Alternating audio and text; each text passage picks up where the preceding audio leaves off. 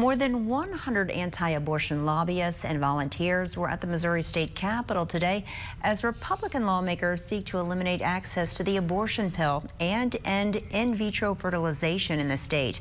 Capitol Bureau Chief Joe McLean reports on how the efforts to further regulate the procedures. Today is considered one of the biggest pro-life lobbying days of the year. And while some of the focus is on eliminating the death penalty and reducing gun violence, for many, abortion is top of mind, even though it's almost entirely illegal in the state already. In the Capitol Tuesday, walking the halls and knocking on lawmakers' doors were representatives of Abolish Abortion Missouri. Like its name suggests, the group is targeting the few remaining legal abortions that happen in the state, those performed with medication. Instead of it occurring, by surgically in clinics, being performed by doctors, it's now just being performed at home by the woman through the use of pills. We're still killing children.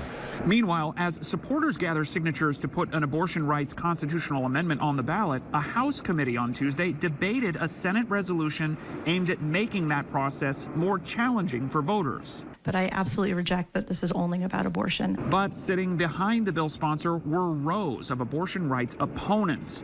Abolish Abortion Missouri is also pushing for an end to in vitro fertilization, believing that any fertilized egg should have rights that supersede any others and recognized as a live person. We are against that IVF simply because it basically results in the killing of those children.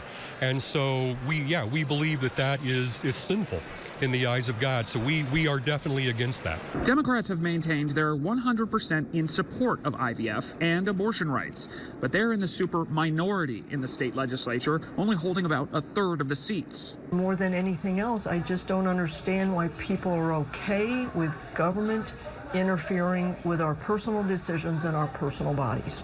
Republicans have also been working on bills to block state funding from any entity that associates with an abortion provider. In Jefferson City, Joe McLean, WGEM News.